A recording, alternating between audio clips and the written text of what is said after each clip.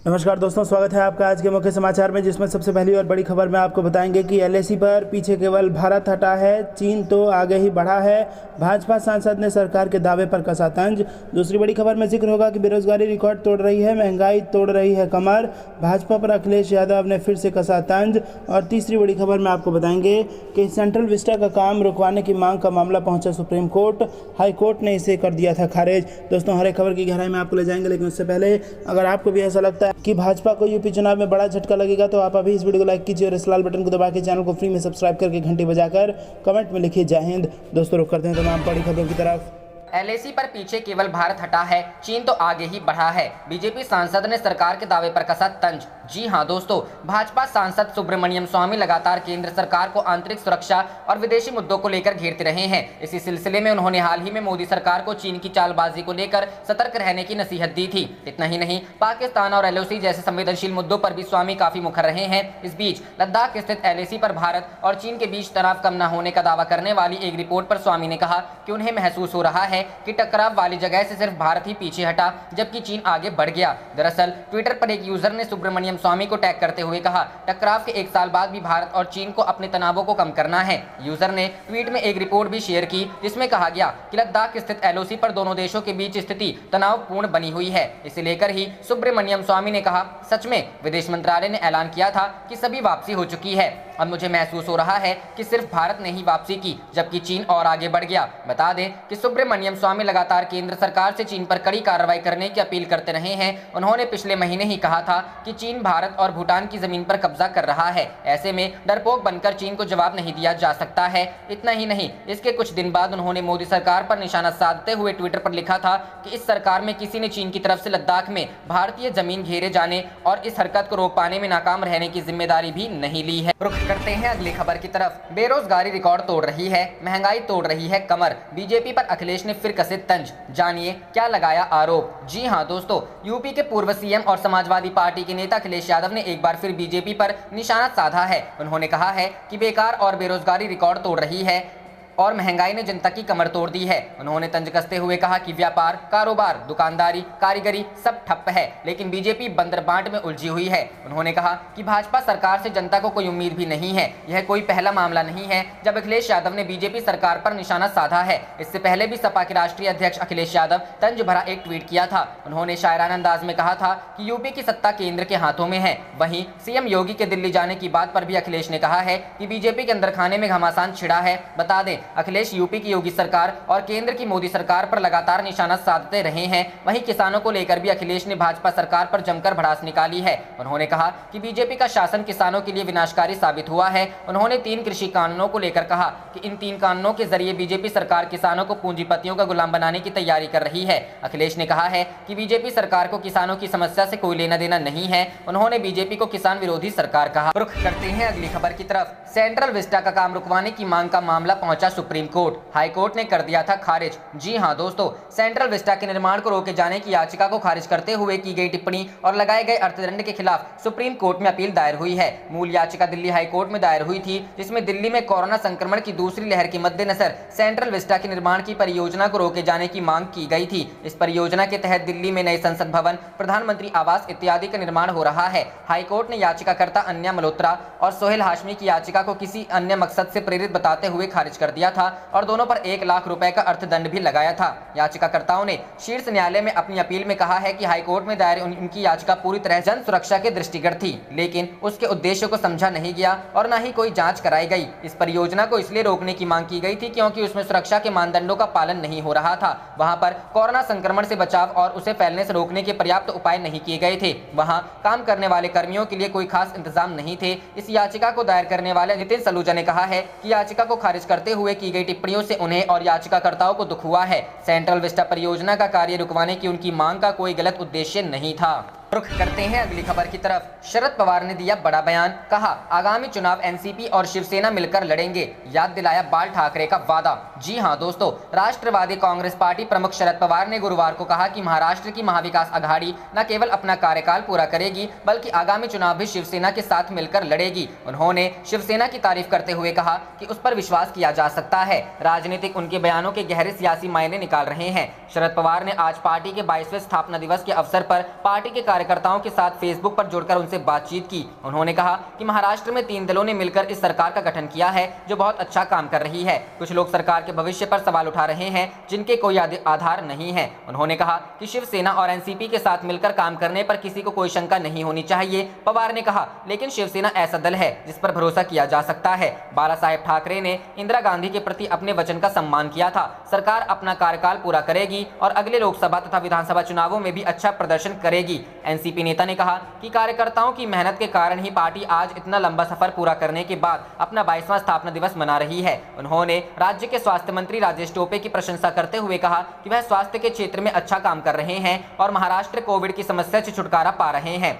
उन्होंने शिवसेना के शिव भोजन थाली योजना की सराहना की। उन्होंने कहा कि वे लोग मराठा आरक्षण और अन्य पिछड़े वर्ग की समस्याओं का निराकरण करना चाहते हैं। उन्होंने कहा, हमें स्थानीय स्व सरकारी निकायों में मराठा आरक्षण, ओबीसी आरक्षण की समस्याओं को हल करना होगा। सत्ता को और अधिक हाथों में जाना चाहिए। सत्ता एक स्थान पर रहने से भ्रष्ट हो जाती है। यदि सत्ता भ्रष्ट नहीं होना चाहती है तो उसे अधिक लोगों के पास जाना चाहिए। समाज के हर वर्ग को यह महसूस करना चाहिए कि हम सत्ता के हिस्सेदार। करते हैं अगली खबर की तरफ। नाराज पायलट को मनाने में जुटी प्रियंका गांधी, जल्द ही दिल्ली आएंगे पूर्व उप मुख्यमंत्री। जी हां दोस्तों, राजस्थान के पूर्व उप मुख्यमंत्री सचिन पायलट ने गुरुवार को अपने गुट के विधायकों के साथ बैठक कर राज्य में सियासी सरगर्मियां तेज कर दी। ऐसे इसलिए कि पिछले दिनों कांग्रेस के वरिष्ठ नेता जितिन प्रसाद भाजपा में शामिल हो गए। उसके बाद अटकलें तेज हो गई कि सचिन पायलट भी कांग्रेस को अलविदा कह सकते हैं। हालांकि सचिन पायलट और उनके समर्थकों की ओर से कोई बयान नहीं जारी किया गया है। बताया जा रहा है कि सुलह कमेटी की रिपोर्ट को लेकर पूर्व उप मुख्यमंत्री सचिन पायलट नाराज हैं। कांग्रेस आलाकमान ने सचिन पायलट को मनाने की कोशिश की है। इसी कड़ी में गुरुवार की देर रात कांग्रेस महासचिव प्रियंका गांधी ने फोन कर उनसे बातचीत की। इसके अलावा कांग्रेस के कई वरिष्ठ नेता भी उन्हें मनाने की कवायद में जुटे हुए हैं। मीडिया रिपोर्ट के मुताबिक सचिन पायलट शुक्रवार को दिल्ली पहुंच सकते हैं। इससे पहले अपने पिता की पुण्यतिथि पर श्रद्धांजलि देने के लिए वह दौसा पहुंचकर नमन किया। गुरुवार को जयपुर में सचिन पायलट के नेतृत्व में करीब आधा दर्जन विधायकों की बैठक बुलाई गई थी। करते हैं अगली खबर की तरफ। यूपी बीजेपी में असंतोष की खबरों के बीच दिल्ली में पीएम नरेंद्र मोदी से मिलेंगे मुख्यमंत्री योगी आदित्यनाथ। जी हां दोस्तों, उत्तर प्रदेश के मुख्यमंत्री योगी आदित्यनाथ दिल्ली में हैं। गुरुवार को गृह मंत्री अमित शाह से उनकी मुलाकात हुई है। वह शुक्रवार सुबह 11:15 बजे प्रधानमंत्री मोदी से मुलाकात करेंगे। इसके अलावा शुक्रवार 12:30 बजे बीजेपी अध्यक्ष जेपी नड्डा से भी मिलेंगे। योगी यूपी के राजनीतिक हालात पर चर्चा करने आए हैं। उनकी मुलाकात ऐसे वक्त में हो रही है जब भारतीय जनता पार्टी के उत्तर प्रदेश यूनिट में असंतोष की खबरें आ रही हैं। यहां तक कि पिछले दिनों उनको पद से हटाए जाने की भी सुगबुगाहट उठी थी, लेकिन पार्टी की ओर से किए गए आकलन के बाद ऐसा संदेश दिया गया था कि सब कुछ ठीक चल रहा है। पार्टी के अंदर यूपी बीजेपी के कई नेताओं के बीच मुख्यमंत्री योगी के खिलाफ असंतोष जताने की खबरें आई है। जानकारी है कि नेताओं को इस बात का गिला है कि योगी सरकार ने कोविड संकट का सक्षम तरीके से सामना करने में ढिलाई बरती है। जानकारी मिली है कि योगी आदित्यनाथ 2 दिनों तक दिल्ली में रहेंगे। वो आज गृह मंत्री अमित शाह से आज मिलेंगे। वहीं पीएम मोदी और जेपी नड्डा से उनकी कल मुलाकात होगी। वो आज शाम बजे अमित शाह से मिल रहे हैं। वहीं कल सुबह 10:45 पर पीएम से मिलने जाएंगे। इसके बाद दोपहर 12:30 बजे वो जेपी नड्डा से मिलेंगे। एक और कारण से योगी की यात्रा खास है। अभी बुधवार को ही कांग्रेस के बड़े नेता जितिन प्रसाद ने बीजेपी ज्वाइन की है। वो यूपी की राजनीति में एक बड़ा ब्राह्मण चेहरा है। माना जा रहा है कि अगले विधानसभा चुनावों में वो बीजेपी को रीसेट करने में अहम भूमिका अदा कर सकते हैं। योगी सरकार को राज्य में ब्राह्मणों का एक धड़ा प्रो ठाकुर मानता है। ऐसे में कहा जा रहा है कि बीजेपी ब्राह्मण चेहरों पर जोर लगा रही। रुख करते हैं अगली खबर की तरफ। योगी आदित्यनाथ के बाद अनुप्रिया पटेल भी अमित शाह से मिली। यूपी में बड़े बदलाव के संकेत। जी हां दोस्तों, उत्तर प्रदेश के तेज हुए सियासी घटनाक्रम में गुरुवार को अचानक दिल्ली पहुंचे मुख्यमंत्री योगी आदित्यनाथ ने गृह मंत्री अमित शाह से मुलाकात की है। आदित्यनाथ शुक्रवार को प्रधानमंत्री नरेंद्र मोदी और भाजपा अध्यक्ष जेपी नड्डा से भी मिलेंगे। उत्तर प्रदेश में विधानसभा चुनाव से पहले राज्य मंत्रिमंडल के विस्तार और संगठन में जरूरी बदलाव को देखते हुए मुख्यमंत्री का यह दौरा बेहद अहम है। इस बीच भाजपा की सहयोगी अपने दल की नेता अनुप्रिया पटेल ने भी अमित शाह से मुलाकात की है। उत्तर प्रदेश में अगले वर्ष की शुरुआत में विधानसभा चुनाव होने हैं और भाजपा नेतृत्व उसके पहले सामाजिक, राजनीतिक और संगठनात्मक स्तर पर खुद को चाक चौबंद करने में जुटा हुआ है। कोरोना की दूसरी लहर में जनता की प्रतिक्रिया, विधायकों व संगठन का फीडबैक और पंचायत चुनाव के नतीजों को पार्टी नेतृत्व ने गंभीरता से लिया है। वह समय रहते जरूरी बदलाव की तैयारी में है। इसी सिलसिले में मुख्यमंत्री योगी आदित्यनाथ को दिल्ली पहुंचे हैं। दिल्ली आने से पहले आदित्यनाथ ने बुधवार को लखनऊ में प्रदेश अध्यक्ष स्वतंत्र देव सिंह और संगठन महामंत्री सुनील बंसल के साथ बैठक की थी। रुख करते हैं अगली खबर की तरफ। राज बब्बर ने चुनाव आयुक्त की नियुक्ति पर उठाए सवाल, कहा यह भी कमाल का संयोग। जी हां दोस्तों, उत्तर प्रदेश में विधानसभा चुनाव के लिए वोटिंग भले ही अगले साल होगी, लेकिन इसकी गूंज सुनाई देने लगी है। आज मुख्यमंत्री योगी आदित्यनाथ दिल्ली में पार्टी के आला नेताओं के साथ साथ प्रधानमंत्री नरेंद्र मोदी के साथ बैठक करेंगे। वहीं उत्तर प्रदेश कांग्रेस कमेटी के पूर्व अध्यक्ष राज बब्बर ने चुनाव आयोग के आयुक्तों की नियुक्ति पर एक तरह से सवाल उठा दिए हैं। राज बब्बर ने आज एक ट्वीट किया। उन्होंने लिखा, ये भी कमाल का संयोग है, फिलहाल चुनाव आयोग में तीनों चुनाव आयुक्त यूपी वाले हैं। उन्होंने अपने ट्वीट के साथ #यूपी इलेक्शन 2022 का इस्तेमाल किया है। राज बब्बर के ट्वीट पर कई कमेंट भी आए। रुख करते हैं अगली खबर की तरफ। पेट्रोल डीजल पर टैक्स लगाकर सरकार ने कमाए 2.5 लाख करोड़, आम लोगों को क्या मिला, प्रियंका गांधी ने पूछा। जी हां दोस्तों, पेट्रोल और डीजल पर बीते एक साल में केंद्र की नरेंद्र मोदी सरकार ने टैक्स लगाकर 2.5 लाख करोड़ रुपए कमाए हैं। यह बात कांग्रेस महासचिव व उत्तर प्रदेश प्रभारी प्रियंका गांधी वाड्रा ने गुरुवार 10 जून को सोशल मीडिया साइट फेसबुक पर एक तस्वीर पोस्ट करते हुए कही। इतना ही नहीं, उन्होंने जनता से पूछा, आप लोगों को क्या मिला। आपको बता दें कि प्रियंका गांधी ने केंद्र की नरेंद्र मोदी सरकार के खिलाफ जिम्मेदार कौन अभियान चला रखा है। इस अभियान के तहत प्रियंका गांधी हर रोज फेसबुक और ट्विटर के माध्यम से मोदी सरकार के सामने सवालों की झड़ी लगा दी है। बता दें कि तेल कंपनियों ने गुरुवार को आम आदमी को थोड़ी राहत दी है। आज पेट्रोल डीजल के दाम नहीं बढ़ाए गए हैं। मालूम हो कि बुधवार को पेट्रोल डीजल के दामों में इजाफा हुआ था। तेल कंपनियों ने कल पेट्रोल के दाम में 25 पैसे प्रति लीटर और डीजल के दाम में 26 पैसे प्रति लीटर की बढ़ोतरी की थी। गौरतलब है कि 5 राज्यों के विधानसभा चुनावों के नतीजे आने के बाद से 22वीं बार पेट्रोल डीजल के दाम बढ़ चुके हैं। केवल 16 बार दाम मई महीने में बढ़े थे। लगातार बढ़ रहे दामों के कारण पेट्रोल अब तक 5.24 रुपए और डीजल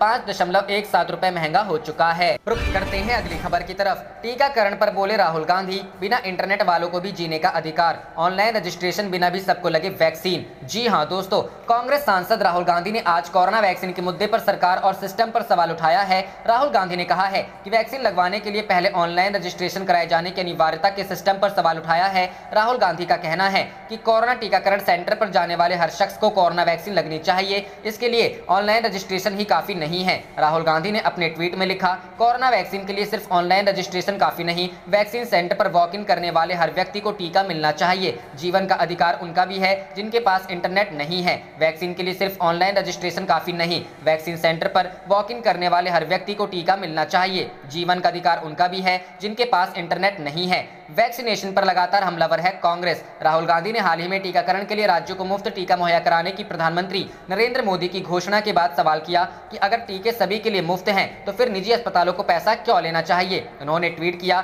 एक साधारण सवाल, अगर टीके सभी के लिए मुफ्त हैं तो फिर निजी अस्पतालों को पैसे क्यों लेने चाहिए। कोर्ट ने भी की थी टिप्पणी। हाल ही में सुप्रीम कोर्ट ने भी टीकाकरण से पहले कोविन ऐप पर अनिवार्य रूप से रजिस्ट्रेशन करवाने की जरूरत पर सवाल उठाए थे। कोर्ट ने कहा था कि नीति निर्माताओं को जमीनी हकीकत से वाकिफ होना चाहिए और डिजिटल इंडिया की वास्तविक स्थिति को ध्यान में रखना चाहिए। कोर्ट ने कहा था कि आपको देखना चाहिए कि देश भर में क्या हो रहा है, जमीनी हालात आपको पता होने चाहिए और उसी के मुताबिक नीति में बदलाव किए जाने चाहिए। यदि हमें यह करना ही था तो 15 से 20 दिन पहले करना चाहिए। करते हैं अगली खबर की तरफ। यूपी चुनाव, अखिलेश यादव ने भाजपा को बताया ठहरा रथ, मुख्यमंत्री योगी की तरफ किया इशारा। जी हां दोस्तों, कांग्रेस नेता जितिन प्रसाद के कांग्रेस छोड़कर भाजपा में शामिल हो जाने के बाद से यूपी का सियासी पारा चढ़ गया। इसे भाजपा की तरफ से सियासी बिगुल फूंकने की तरह देखा जा रहा है। इसके साथ ही आरोप प्रत्यारोप का दौर भी चल पड़ा है। सपा अध्यक्ष अखिलेश यादव सोशल मीडिया पर अक्सर कमेंट कर भाजपा पर निशाना साधते रहते हैं। गुरुवार को उन्होंने भाजपा पर तंज कसते हुए ट्वीट किया कि उत्तर प्रदेश का ठहरा रथ भला कैसे हो गतिमान,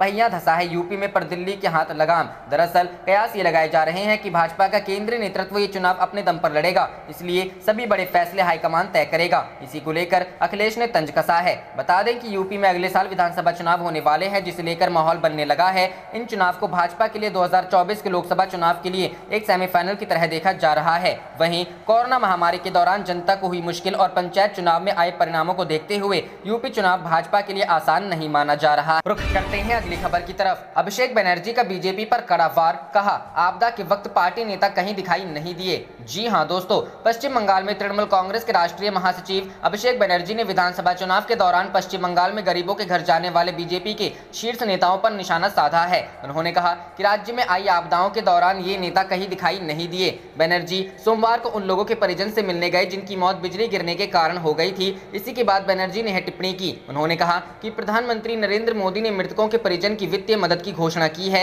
लेकिन तृणमूल कांग्रेस सरकार ने मृतकों के परिजन को पहले ही वित्तीय मदद मुहैया करा दी है। बनर्जी ने गृह मंत्री अमित शाह और बीजेपी प्रमुख जेपी नड्डा का स्पष्ट रूप से जिक्र करते हुए कहा, जिन लोगों ने चुनाव के दौरान गरीबों के घरों में बैठकर केले के पत्तों पर भोजन किया और तस्वीरें खिंचवाई, वे अब कहीं दिखाई नहीं दे रहे। उन्होंने कहा, लेकिन हमारी नेता ममता बनर्जी और उनके कार्यकर्ता हर हालात में लोगों की मदद के लिए हमेशा पहुंचते हैं। दक्षिण बंगाल के 3 जिलों में बिजली गिरने से सोमवार को कम से कम 27 लोगों की मौत हो गई थी। बनर्जी ने बीजेपी के इस दावे को भी खारिज किया कि जब प्रधानमंत्री ने मृतकों के परिजन के प्रति संवेदना व्यक्त की और वित्तीय मदद की घोषणा की, उसके बाद ही बनर्जी ने मुर्शिदाबाद एवं हुगली में मृतकों के परिजन से मिलने का फैसला किया। अभिषेक बनर्जी ने कहा, हम मुश्किल के समय में हमारे लोगों के साथ हमेशा हैं, लेकिन अब बीजेपी कहां है। मुख्यमंत्री ममता बनर्जी के भतीजे अभिषेक बनर्जी ने तीसरी बार सत्ता में आने के बाद से विभिन्न मोर्चों पर तृणमूल सरकार के प्रदर्शन को लेकर बीजेपी की आलोचना के बारे में कहा, मैं पहले उनसे आपसी लड़ाई से निपटने को कहूंगा, उन्हें पहल अपना घर दुरुस्त करना चाहिए। रुख करते हैं अगली खबर की तरफ। कैबिनेट बैठक में सीएम शिवराज और गृह मंत्री नरोत्तम मिश्रा आमने सामने,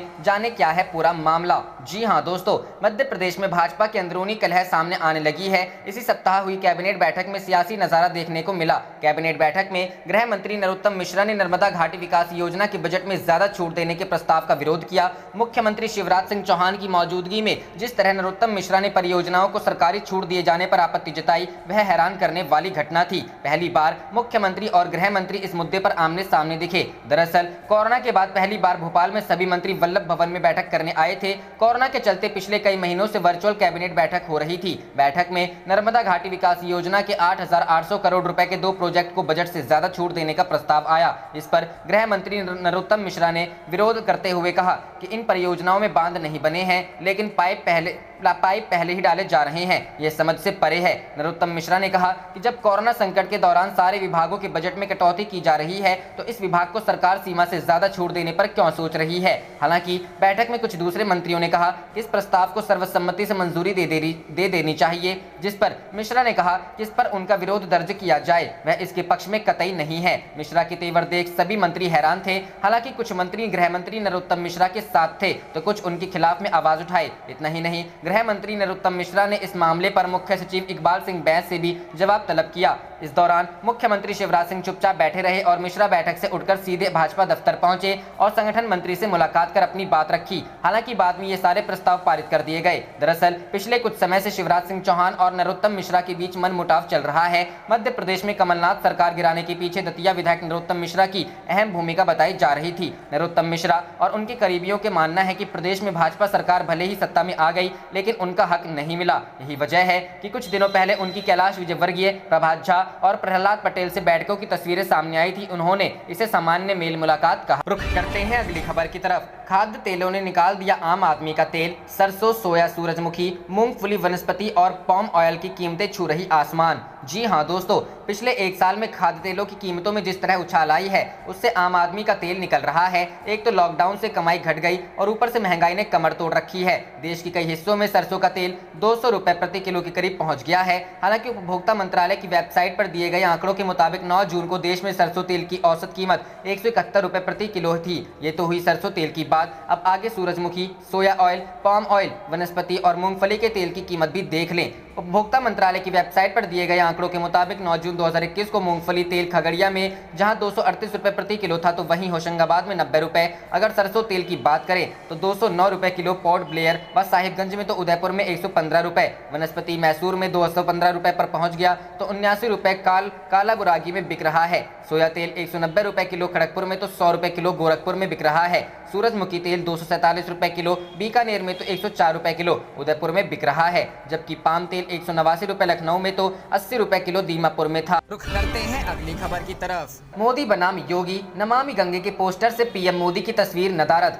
जी हां दोस्तों, प्रधानमंत्री नरेंद्र मोदी और उत्तर प्रदेश के मुख्यमंत्री योगी आदित्यनाथ के बीच शुरू हुआ शीत युद्ध शांत होता नहीं दिख रहा है। इसके संकेत उस समय मिले जब प्रदेश सरकार द्वारा नमामि गंगे को लेकर लगाए गए पोस्टरों से मोदी और शाह के चित्र नदारद थे। यह पहला पहला मौका है जब सरकार द्वारा जारी किए गए किसी पोस्टर से प्रधानमंत्री मोदी और अमित शाह के चित्र हटा दिए गए हों। माना जा रहा है कि योगी और मोदी के बीच चल रहे शीत युद्ध के कारण योगी ने यह कदम उठाया है। हालांकि मोदी और शाह की जोड़ी राज्यों को ठाकुरवाद से मुक्त कर आगामी विधानसभा चुनाव में ब्राह्मण मतदाताओं को लामबंद करने में जुट गए हैं। सूत्र बताते हैं कि मोदी और शाह की कोशिश है कि योगी का कद छाटने के लिए वैकल्पिक नेतृत्व खड़ा किया जाए, क्योंकि योगी कथित रूप से आरोप है कि वह राज्य में ठाकुरवाद को बढ़ावा दे रहे हैं और ब्राह्मणों की उपेक्षा कर रहे हैं को देखते हुए मोदी ब्राह्मणों को आगे करने की कोशिशों में जुटे हैं। पहले अपने करीबी AK शर्मा को उप मुख्यमंत्री बनाने की कोशिश की और अब जितिन प्रसाद को भाजपा में लाकर ब्राह्मण मतदाताओं को साधने की कोशिश हो रही है। योगी इस चाल को पूरी तरह भांप रहे हैं। नतीजा, उन्होंने अपनी छवि सुधारने की कोशिशें तेज कर दी है। नमामि गंगे का पोस्टर उसी कड़ी का एक हिस्सा। आप देख रहे थे आपका अपना चैनल जय हिंद जय भारत।